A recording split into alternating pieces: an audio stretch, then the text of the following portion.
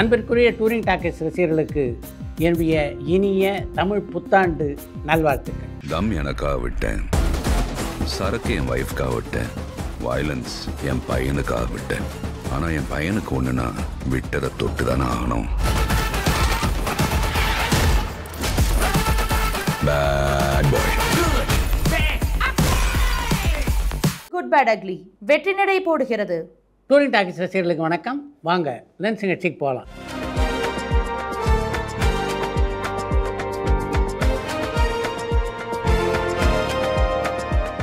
என்னம்மா முதல் கேள்வி? கூலி திரைப்படத்துல நடிகர்கள் சிவகார்த்திகேயனும் சூர்யாவும் கேமியோ ரோல்ல நடிக்கிறாங்களான்னு கோயம்புத்தூர்ல இருந்து அஜய் கேட்டிருக்காங்க. கூலி திரைப்படத்திலே சூர்யாவும் சிவகார்த்திகேயனும் நடித்திருக்கிறார்களா அப்படின்றத பற்றி உறுதியான தகவல்கள் இல்லை. லோகேஷ் கனகராஜ் இவங்க ரெண்டு பேரும் மிகுந்த நட்போடு இருக்கிறதுனால அவங்க நடிச்சிருக்க வாய்ப்பு இருக்கு அப்படின்றதையும் மறுப்பதற்கு இல்லை. சார், தமிழ்ல அதிக திரைப்படங்களை தயாரிச்சு இயக்குனர் யாருன்னு கடலாடியில இருந்து பாலசுப்ரமணியன் கேட்டிருக்காங்க. தமிழில் மிக அதிகமான திரைப்படங்களை தயாரித்து இயக்கிய இயக்குனர் அப்படின்னா மாடர்ன் தியேட்டர்ஸ் அதிபரான TR சுந்தரத்தையும் இயக்குனர் ஸ்ரீதரையும் சொல்லலாம். ஏவிஎம் நிறுவனத்தினர் இனி திரைப்படங்களை தயாரிக்கவே மாட்டாங்களான்னு சென்னையிலிருந்து கலாபதி கேட்டிருக்காங்க. திரைப்பட உலகத்தினுடைய செயல்பாடுகள் அவ்வளவு ஆரோக்கியமாக இல்லை அப்படின்னு தான் ஏவிஎம் நிறுவனத்தினர் படம் எடுக்கிறது நிறுத்தினாங்க. இப்போ அந்த ஆரோக்கிய குறைவிலே பெரிய மாற்றம் வந்ததாக தெரியல. அதனால் இப்போதைக்கு ஏவிஎம் நிறுவனத்தினர் படம் எடுப்பதற்கான வாய்ப்புகள் அறவே இல்லைன்னு தான் நினைக்கிறேன். மணிவண்ணன் சார் அரசியல் நல்லா தெரிஞ்சவர், இருந்தாலும் அவர் அரசியலில் வெற்றி பெறாததுக்கான காரணம் என்னன்னு சென்னையிலிருந்து சந்தனகுமார் கேட்டிருக்காங்க. மணிவண்ணன் திரைப்படங்களிலே கவனம் செலுத்திய அளவுக்கு அரசியலில் கவனத்தை செலுத்தியதாக சொல்ல முடியாது. அந்த அளவுக்கு அரசியல் அவர் கவனம் செலுத்தி இருந்தார்னா அவர் வெற்றி பெற்றிருக்க கூடும் அப்படின்னு தான் நான் நினைக்கிறேன். சார், டைரக்டர்னு சொன்னதும் உங்களுடைய நினைவுக்கு வர்றது யாருன்னு விழுப்புரம்ல இருந்து ஆறுமுகசாமி கேட்டிருக்காங்க. டைரக்டர் அப்படின்னு எனக்கு மட்டும் இல்லை, பாரதி ராஜாவுடைய உதவியாளர் எல்லோருக்குமே எங்களுடைய இயக்குனரான பாரதி ராஜா தான் நினைவுக்கு வருவார். அவரை தாண்டி தமிழ் சினிமாவில் PR பந்துலு, AP நாகராஜன், ஸ்ரீதர், பாலச்சந்தர், பாலுமகேந்திரா, மணிரத்னம் என்று பல இயக்குநர்களை எனக்கு பிடிக்கும். என்றாலும் இன்றைக்கும் இயக்குனர் என்றால் என்னை பொறுத்த வரைக்கும் சரி, பாரதி ராஜாவுடைய உதவியாளர்களை பொறுத்த வரைக்கும் சரி, அது பாரதி ராஜா மட்டுமே. ரெட்ரோ திரைப்படத்தை பற்றி ஏதாச்சும் அப்டேட் இருந்தால் ஷேர் பண்ண முடியுமான்னு சேலம்ல இருந்து சரண் கேட்டிருக்காங்க. இன்னும் 17 தினங்கள் தான். 17 தினங்களுக்கு அப்புறம் ரெட்ரோவை பற்றி அப்டேட் எதுவும் நீங்கள் கேட்க தேவையில்லை, நீங்களே எங்களுக்கு அப்டேட் சொல்வீங்க. பிறமொழி திரைப்படங்களை தமிழில் ரீமேக் பண்ணுறது குறைஞ்சிக்கிட்டே வருது, இதுக்கான காரணம் என்னன்னு சென்னையிலிருந்து வீரன் கேட்டிருக்காங்க. OTT வருகைக்கு பின்னால் பார்த்தீங்கன்னா எல்லா மொழி படங்களையும் எல்லா மொழியினரும் பார்க்குறாங்க. அதனால் இப்போ எந்த மொழியிலுமே ரீமேக் படங்கள் அதிகமாக உருவாவதில்லை. அப்படி உருவானாலும் மிகப்பெரிய வெற்றியை அவைகள் அடைவதில்லை. நடிகர் அல்லு அர்ஜுனால எப்படி ஹிந்தி நடிகர்களை விட பல மடங்கு அதிகமாக சம்பளம் வாங்க முடிஞ்சதுன்னு விழுப்புரம்ல இருந்து ராஜகோபால் கேட்டிருக்காங்க. திரைப்பட நட்சத்திரங்களுடைய சம்பளங்கள் எப்படி நிர்ணயிக்கப்படுது அப்படின்னு நீங்கள் நினைக்கிறீங்க? அந்த நட்சத்திரம் நடிக்கின்ற படங்களுக்கு மக்கள் எப்படிப்பட்ட வரவேற்பு அளிக்கிறார்களோ அதை பொறுத்து தான் நட்சத்திரமுடைய சம்பளம் தீர்மானிக்கப்படுது. அல்லு அர்ஜுனை பொறுத்தவரையிலே அவருடைய திரைப்படங்கள் இன்று மிக அதிகமான வசூலை தருகின்ற படங்களாக இருக்கின்றன.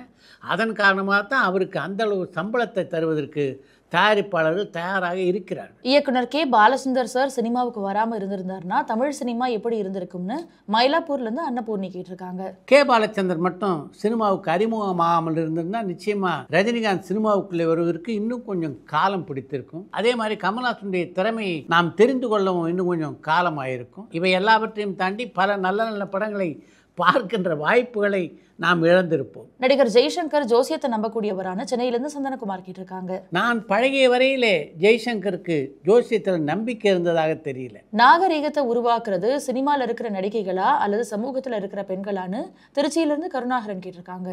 ஒரு காலகட்டத்திலே நாகரீகத்தை உருவாக்கியதுன்னா அது நடிகளாகத்தான் இருந்தாங்க. ஆனால் இன்றைக்கு சமுதாயத்திலே உள்ள பெண்கள் தான் நாகரீகத்தை பெரிய அளவிலே உருவாக்கி கொண்டிருக்கிறார்கள். பல நட்சத்திரங்கள் பார்த்திங்கன்னா இவங்கள பார்த்து தான் ட்ரெஸ்ஸே பண்ணுறாங்க. அந்த மாதிரி இப்போது நிலை மாறி இருக்கிறது. சரி, எம்ஜிஆர் சார் மாதிரி மற்றவங்களுக்கு உதவி செய்யணும்னு எண்ணத்தோடு இருக்கிற கலைஞர்கள் யாருன்னு கோயம்புத்தூர்லேருந்து சுந்தரராஜன் கேட்டிருக்காங்க.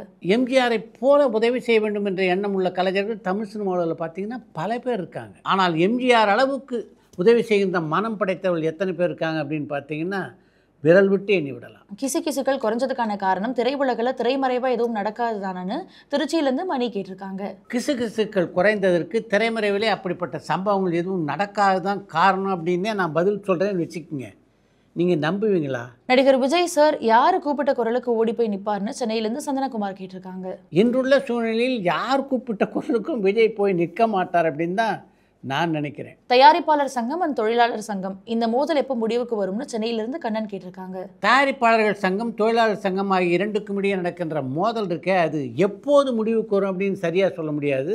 ஆனால் நிச்சயமாக முடிவுக்கு வரும், அதில் எந்த சந்தேகமும் இல்லை. ஏன்னா இது போன்ற மோதல்கள் இதுதான் முதல் தடவை இல்லை. இது போன்ற பல மோதல்களை நான் என்னுடைய திரை வாழ்க்கையிலே பார்த்திருக்கிறேன். நடிகர் தனுஷனுடைய இட்லி கடை திரைப்படத்தோட வேற என்னென்ன படங்கள் போட்டி போட இருக்குன்னு மதுரையிலிருந்து செல்வராஜ் கேட்டிருக்காங்க. இப்போதைக்கு தனுஷனுடைய இட்லி கடையோடு எந்த படமும் போட்டி போடலை. அந்த படம் வெளியாகும் போதும் எந்த படமும் போட்டி போடாது அப்படின்னு தான் நான் நினைக்கிறேன். இயக்குனர் எம்எம் பாரதிராஜா சாரனுடைய டிக் டிக் டிக் திரைப்படம் வெற்றி பெறாம போனதுக்கான காரணம் என்னன்னு திண்டுக்கல்ல இருந்து சேகர் கேட்டிருக்காங்க. பாரதிராஜாவின் டிக் டிக் டிக் திரைப்படம் மிகப்பெரிய அளவில் வெற்றி பெறாததுக்கு மிக முக்கியமான காரணம் அந்த படத்துக்காக உருவாகி இருந்த அதீத எதிர்பார்ப்பு. அந்த எதிர்பார்ப்பு தான் அந்த படத்துடைய வெற்றிக்கே பாதகமாக அமைந்தது அப்படின்னு நினைக்கிறேன். நடிகர் கௌதம் கார்த்திக் தன்னோட தந்தையோட இடத்தை பிடிப்பாரான்னு பெங்களூர்ல இருந்து மூர்த்தி கேட்டிருக்காங்க. அவ்வளவு எளிதிலே பிடிக்கக்கூடிய ஒரு இடத்தையா உருவாக்கி இருக்கார் அவங்களுடைய தந்தையான நவரசநாயகன் கார்த்திக்கை பொறுத்த வரைக்கும் தமிழ் சினிமாவிலே பல பரிமாணங்களை பார்த்தவர், ஒவ்வொரு கதாபாத்திரத்திலும் வித்தியாசமாக நடித்தவர். அதனால் அவருடைய இடத்தை கௌதம் கார்த்திக் தொடுவது என்பது அவ்வளவு எளிதில்லை.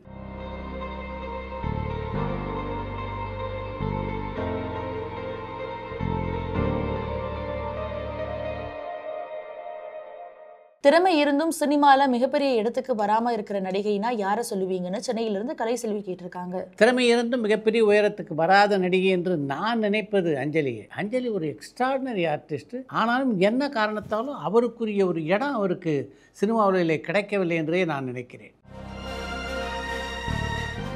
அடுத்து என்று ஒரு தகவல். ஒரு பத்திரிகையாளர் சந்திப்பிலே எம்ஜிஆரிடம் கேள்வி கேட்கின்ற வாய்ப்பு கிடைத்த போது, நீங்கள் தொடர்ந்து தலையில் தொப்பி வச்சுக்கிட்டே இருக்கீங்களே எதனால் என்று அவரை பார்த்து கேட்டார் ஒரு நிருபர். அவர் உண்மையிலே எம்ஜிஆரை பார்த்து கேட்க நினைத்த கேள்வி என்ன தெரியுமா? உங்கள் தலையில் முடி இல்லையா, அதனால தான் தொப்பி வச்சுருக்கீங்களா என்பது தான். அதை நேரடியாக கேட்க முடியாது அப்படின்றனால தான் அப்படி நாசுக்காக கேட்டார் அந்த நிருபர். கேள்வி கேட்ட அந்த நபருடைய நோக்கம் என்ன என்பதை எம்ஜிஆர் சரியாக புரிந்து கொண்டார் என்று தான் சொல்ல வேண்டும். ஏன்னா அவர் எதை எதிர்பார்த்து அந்த கேள்வியை கேட்டாரோ அந்த கேள்விக்கு மிகச்சரியாக பதில் சொன்னார் எம்ஜிஆர். நான் என்ன செய்தாலும் விமர்சிப்பதை சிலர் வழக்கமாக கொண்டிருக்கிறார்கள். ஆரம்ப காலத்தில் பார்த்தீங்கன்னா நான் ஜிப்பா போட்டுக்கிட்டு இருந்தேன். அதுக்கப்புறம் முழுக்கை சட்டை போட ஆரம்பித்தேன். ஒரு காலகட்டத்திலே முழுக்கை சட்டை கொஞ்சம் சௌரியமாக இல்லாதனால அந்த கையை மடித்து விட ஆரம்பித்தேன். என்ன ரவுடி மாதிரி எம்ஜிஆர் கையை மடித்து விட ஆரம்பித்திருக்கிறார் என்று பல பேர் விமர்சித்தார்கள். இது போன்ற விமர்சனங்கள் பலவற்றை தாண்டி தான் நான் இது வரைக்கும் வந்திருக்கேன். என்னுடைய தொப்பியை பற்றி இப்போ நீங்கள் கேள்வி கேட்டீங்க. என்னுடைய தலையில் முடியே இல்லைன்னு வச்சுக்கோங்க. அப்போ என்னை எம்ஜிஆர் நீங்கள் ஏற்றுக்க மாட்டிங்களா? வடநாட்டிலே என்னை விட வயது குறைந்த பல நடிகர்கள் இருக்காங்க.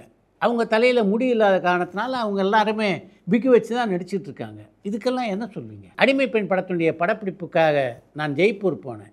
அங்கே கடுமையான வெயிலாக இருந்தது. அப்போது அங்கே இருந்த ஒரு அன்பர் இந்த தொப்பியை கொடுத்து இந்த தலையில் போட்டுக்குங்க என்றார். அடுத்ததாக பார்த்தீங்கன்னா தேர்தல் வந்தது. மழை வெயில் எல்லாத்துக்கும் இந்த தொப்பி சௌரியமாக இருக்கவே இந்த தொப்பி அணிகின்ற வழக்கத்தை நான் மேற்கொண்டேன் என்று அந்த நிருபருக்கு பதில் சொல்லி அவருடைய பிரச்சனைக்கு முற்றுப்புள்ளி வைத்தார் புரட்சித் தலைவர் எம்ஜிஆர்.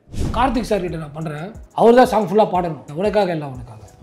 சென்னையில் வந்து இங்கே ஃப்ளோரில் வந்து செட்டு 2 to 9 கொஞ்சம் சீக்கிரம் முடிச்சிடுங்க. 3 நாள் இங்கே டைம் கொடுத்துறாங்க. கார்த்திக் சார் வராரு சார். கார்த்திக் சார் வராரு, வருவார். கரெக்டாக 5 மணிக்கு வந்தார் சார். நான் பயங்கர எனக்கு என்னென்னா விஜயகாந்தோட பணியாற்றியது அப்படின்னு தர்மா கேஆர் சார் டைரக்டர். நான் போய் ஃபர்ஸ்ட் டைம் பார்க்குறேன். நான் மாஸ்டர் ஆகிட்டேன். நான் சரி ஓகே நீ அங்கே வந்துடு அப்படின்ட்டு நான் காலைல மறுநாள் போகிறேன். ஆனால் கேஆர் சார் உங்களுக்கு எதாவது சாங் தான் கொடுங்களேன் அப்படின்ட்டாரு. திடீர்னு பார்த்தீங்கன்னா ரோஜா காமிஷன் வந்து எனக்கு ஃபோன். பிரசாந்தோட ஒரு படத்தில் பணியாற்றி. ஆமாம், குட் லக் பண்ணேன். நான் வந்து டான்ஸர் ஆகும்போது கல்லூரி வாசலெல்லாம் பண்ணிடுவேன்னு வச்சுக்கோங்க. நான் மாஸ்டராக போகிறேன். நான் அதில் வந்து பெரிய விஷயம் என்னென்னா அந்த யூனிட் காலையில் போனால் காலைல 6 மணிக்கு மலேசியா. காலையில் எனக்கு எத்தனை மணிக்கு வேக்கப் கால்னு சொல்லிட்டு பிரசாந்த் சார் ஃபோன் பண்ணி கேட்குறாரு 7 மணிக்கு. பரபரப்பான சினிமா செய்திகள், நட்சத்திரங்களின் பேட்டிகள், சினிமா வரலாறு ஆகியவற்றை பார்க்கவும் படிக்கவும் உங்களுக்கான இணையதளம் tourantalkies.co.